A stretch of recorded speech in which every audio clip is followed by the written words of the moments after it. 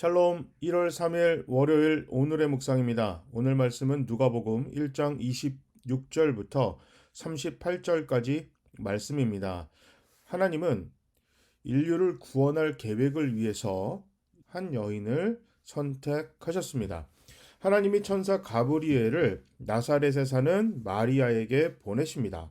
누가는 마리아가 처녀라고 밝힙니다. 이것은 예수님이 메시아로서의 정체성과 관련해서 매우 중요합니다.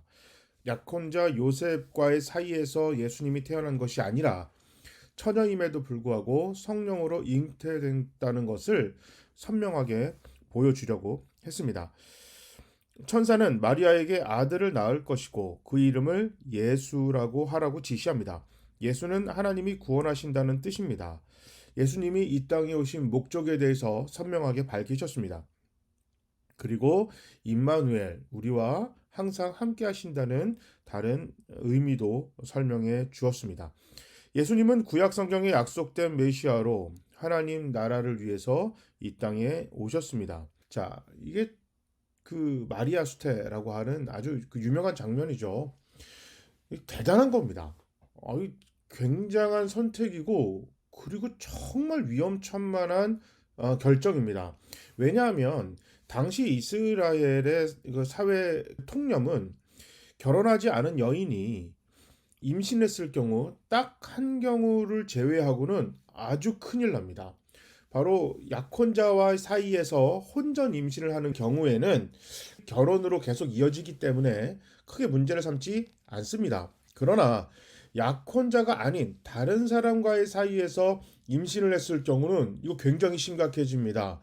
당시에는 결혼을 하기 위해서는 남성이 여성 집안에 결혼 지참금을 돈으로 줍니다. 당시에 꽤 상당한 금액이었는데요. 자, 만약에 여인이 자신과의 사이가 아닌 임신을 했을 경우는 여성 집안에서 그 남성에게 3배 이상의 위약금을 물어줘야 됩니다. 여기서 끝나는 것이 아니라 여성은 가문을 욕보였고 그리고 율법에 약혼자 사이에서 임신을 하지 않은 경우는 돌로 쳐 죽이라고 했습니다. 자, 그래서 결국 어떻게 되냐면 일반적으로는 집안에서 쫓겨납니다. 당시는 부족들이 함께 모여 살았기 때문에 자기가 태어나서 자랐던 동네를 떠나야만 하는 그런 상황에 처하는 것입니다. 그리고 심각한 경우는 아까 얘기했던 대로 죽음을 당할 수도 있는 아주 위험한 선택을 마리아가 했습니다. 요셉과 마리아가 함께 있는데 천사가 나타나서 둘에게 동시에 마리아를 통해서 태어나게 할 것이다. 그러면 두 사람이 이걸 모두 다 아니까 마리아나 요셉이나 문제가 생길 게 없어요. 그런데 지금 마리아에게만 나타나셨어요. 38절에 보면 보십시오. 저는 주의 여종입니다. 당신의 말씀대로 제게 이루어지기를 원합니다. 이게 쉽게 얘기할 수 있는 사건이 아니에요. 그런데 2000년 전 이스라엘 상황은 훨씬 위험했음에도 마리아가 순종했습니다. 예수님이 이 땅에 오시기 위해서는 이런 위험천만하고 참 용감하고 어떻게 보면 무모해 보이는 너무 어리석고 바보 같고 황당한 선택을 통해서 그 결정과 헌신을 통해서 예수님이 이 땅에 오신 것입니다. 우리가 너무 쉽게 예수님은 처녀의 몸에서 태어났다.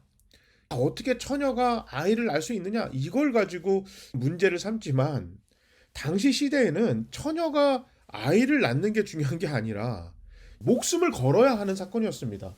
마리아는 목숨을 걸어야만 했어요. 그 목숨을 거는 희생, 선택, 고난, 순종을 통해서 예수님이 이 땅에 오셨습니다. 마리아의 이 희생으로 인해서 우리가 구원을 받을 수가 있었습니다. 오늘 본문의 마리아는 자신이 대단한 사람이 아닌데 하나님이 이 일을 나에게 주신 것은 그럴 만한 이유가 있겠지. 자, 그러면 나는 아멘으로 순종하겠습니다. 이렇게 결단과 결정을 내렸어요.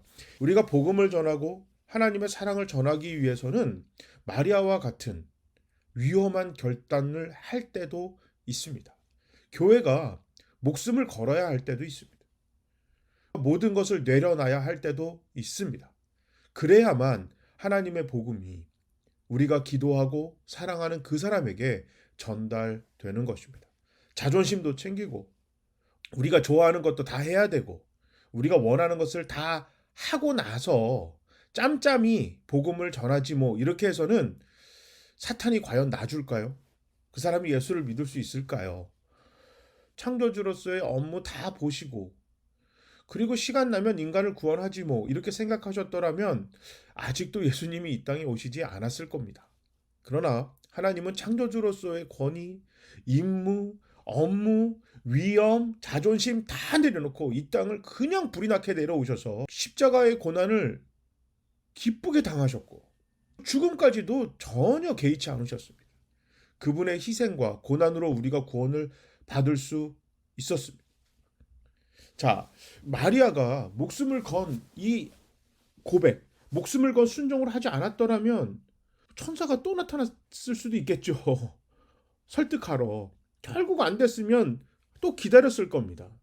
자, 그러나 한 여인의 목숨을 건 순종으로 인해서 우리가 구원받았어요. 자존심, 물질, 시간 이런 것들을 내려놔야 복음이 전해집니다. 내려놓읍시다. 드립시다. 사람의 생명보다 중요한 것이 없다고 유치원에서부터 배우는 이야기 아닙니까? 아는 것을 행하지 않는 것은 모르는 것과 같습니다. 그렇기 때문에 우리 교회와 우리 모두는 복음을 전하는 일에 있어서 누군가의 어려움을 돕는 일에 있어서 최선을 다해서 목숨까지도 바치는 그런 교회 우리 모두가 되어야겠습니다. 제가 한번 기도하겠습니다. 하나님 일을 감당하기에 너무 부족한 우리 교회 우리 모두입니다. 그러나 하나님께서 쓰시겠다면 써 주시옵소서. 아멘으로 순종하겠습니다. 우리 교회를 사용하여서 이 지역을 먹이고 입히고 살리는데 사용하시옵소서. 우리 교회를 써 주시옵소서. 우리가 순종하면서 하나님 뜻에 따르겠습니다. 예수님의 이름으로 기도합니다. 아멘. 1월 첫 주가 시작했습니다. 2022년도에는 하나님께서 이루실 은혜와 축복이 흘러넘치고 믿음으로 말씀과 기도로 하나님의 은혜와 축복을 우리가 주워 담기 위해서 열심히 성실하게 순종하며 살아가는 우리 모두가 됩시다. 모두 샬롬.